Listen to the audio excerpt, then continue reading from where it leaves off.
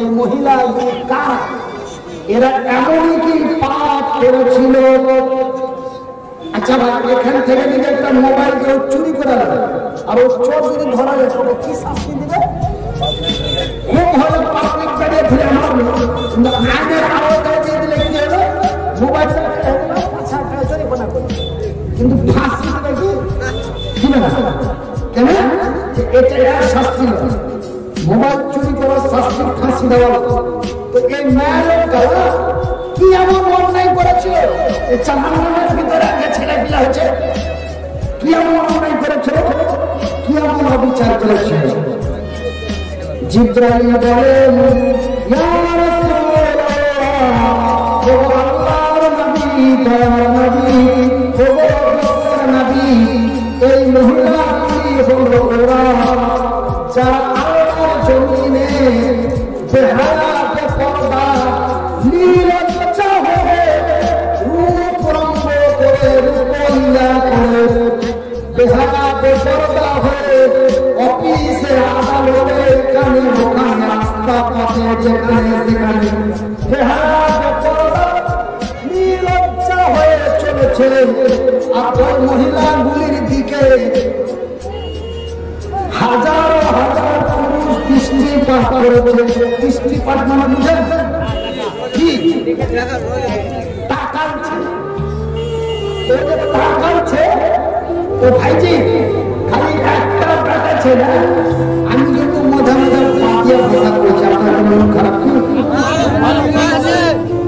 ঠিক আছে, তো শোনেন ভাই, একটা ব্যাটা ছেলে একটা বেটি ছেলে পালিয়ে গেল। মিলামিশা করলে এই মিলামিশার নাম কি? জেনা। এই মিলামিশার নাম কি? জেনা। তবে মিলামিশা করার পরে বাচ্চা। তো ভাইজান, খালি মিলামিশার নাম জেনা নয়, আল্লাহ রাসূল বলছেন জেনা চোখের হয়, জেনা অন্তরের হয়, জেনা হাতের হয়, জেনা পায়ের হয়। বাসে দেখবেন, আমি কিছুদিন বাসে জালসা করেছি, বুঝতে পারলেন? যখন আমি তো 2008 সাল থেকে জালসা করছি, তো 2008 সাল থেকে জালসা করতে করতে এই ব্রেন স্ট্রোক হওয়ার পরে 2 বছর 2 বছর সুখ থাকে বিছানায়, 2 বছর সুখ থাকার পরে ফের অক্টোবর মাস থেকে আল্লাহ চালু করেছে 2024 সালে। আস্তে চলছে, আপনারা বুঝতে পারছেন নিজের কথা খুব আমার বলা দরকার। একটা মেয়ে আগে আমি বাসে বুঝতে পারলাম, বাসে এত ভিড় বুঝতে পারতাম না, কোন রকম কেউ ছেড়ে দিত তো কেউ বসতে চায় না, চিনতে পারলেও চিনা দিত না, চিনতে পারলেও চিহ্না নিত না, চিহ্নার মান করত। চিহ্নিয়া যদি সালাম দিয়া গল্প করি তো সিট ছেড়ে বসতে দিতে হবে, সিট ছেড়ে বসতে দিতে হবে, এই লেগে চিহ্না নিত না। কিন্তু ভাইজি পায়ে জুতা দেওয়ার চপ্পল দেওয়ার ক্ষমতা নাই, পাশে আছে, একবারে চাচ্ছি একবারে চাচ্ছি, কত কষ্ট করে খালি আছি। আর ওই পাশে ওই লোহাওয়ালা এমনি করে বুক পড়াতে ধরে আছে, তখন 2 ঘন্টায় হাত ছিল। আর দেখছি ভাই একটা পেটি ছেলে একদম হয়ে আছে,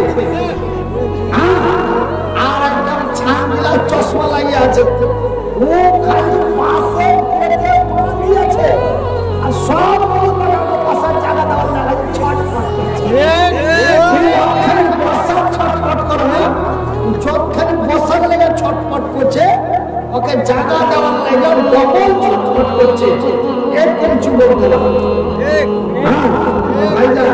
তুমি ভাবছো যদি 5 জনকার সিটটাতে বসাবো, 5 যখন হিলবে তখন গায়ে গায়ে ঠেকবে, এর নাম হচ্ছে না। এটা হলো মনের চেনা, এটা অন্তরের চেনা। এটা কিসের চেনা? এটা অন্তরের চেনা। 5 যখন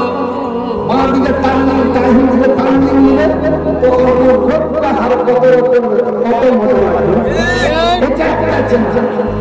ভাইরা বন্ধুরা, শুধু মিলামিশার নাম চেনা নয়, চেনা চোখের হয়, চেনা অন্তরের হয়, চেনা হাতের হয়, চেনা পায়ের হয়। এইবার আল্লাহ রাসূল বলছেন, নবী রে, ওই যে মেয়েগুলো আপনি অবস্থা দেখছেন, এই মেয়েগুলো এমন বেহায়া বেপরদা নির্লজ্জা হয়ে আল্লাহর জমিনে চলেছে, হাজারো হাজার পুরুষ তাদের দিকে দৃষ্টিপাত করেছে, আর ওই দৃষ্টিতে তাদের পেটে বাচ্চা দেওয়া হয়েছে। ওই বাচ্চাগুলি জাহান্নামের ভিতরে আজকে তাদের প্রসাব হচ্ছে। ভাইজান, আমার পারবানা সিনেমারা, আমার স্ত্রীর যখন প্রসাব যন্ত্রণা এসেছিল, অতিরিক্ত ব্যথা হয়, 1 ঘন্টা করে বাচ্চা হয়ে গেছিল। আমার স্ত্রীর যখন অতিরিক্ত প্রসাব যন্ত্রণা হয়েছিল, 2 ঘন্টা পরে বাচ্চা হয়ে গেছিল। কিন্তু আল্লাহ নবী, দয়ার নবী, বিশ্বের নবী দেখলেন এবং জিবরাইল বললেন, নবী গো, এই প্রসাব যন্ত্রণা দুনিয়ার যন্ত্রণা, দুনিয়ার যন্ত্রণার চাইতে 70 গুণ অভিজ্ঞতার যন্ত্রণা।